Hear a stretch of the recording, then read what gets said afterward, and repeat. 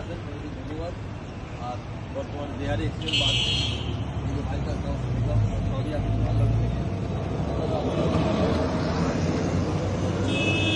সবাই বাইকের এক্সিডেন্টই বেশি, 90% বাইক। 2 দিনে 2-1 মানুষ ওই এলাকার মধ্যে হলো, সেটাও ওদের মোটর সব কিছু বেশিরভাগই মোটরসাইকেল। সবাই একটু সচেতনভাবে গাড়ি চালাবেন, ঠিক আছে?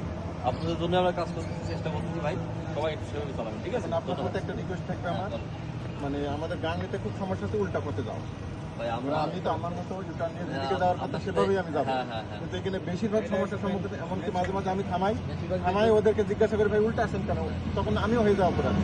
আসলে তো আমি একটা সাধারণ ডাঙ্গি বাজার দাঁড়ায় বেশ কয়েকদিন দাঁড়ায় 2-3 ঘন্টা কাজ করার পরেও যে আমরা চলে আসতেছি। আমাদের ফোর্স একদম খুবই সীমিত, আমাদের ফোর্স কম। এই সংখ্যক ফোর্স এই যে আমরা 2 জন মাত্র, এই যে বামন্দি গেছি, বামন্দি থেকে আসার সময় গাঙ্গি বাজার দাঁড়ালাম, আপনার কি ট্রাফিক দিয়েছে আমাদের এই লোক কম নেই তো 1 ঘন্টা থাকবে, আমাদের হাতে হয়তো নিজস্বভাবে আমাদের এই ব্যবস্থা করতে হবে। এটা একদম উল্টা থাকে। আমার এখন হচ্ছে তাহলে নিজস্বভাবে করতে হবে, আমি ভারত কমিটির সদস্যদের সভাপতি কথা বলতে হবে। আপনার যে 2 জন লোক দেন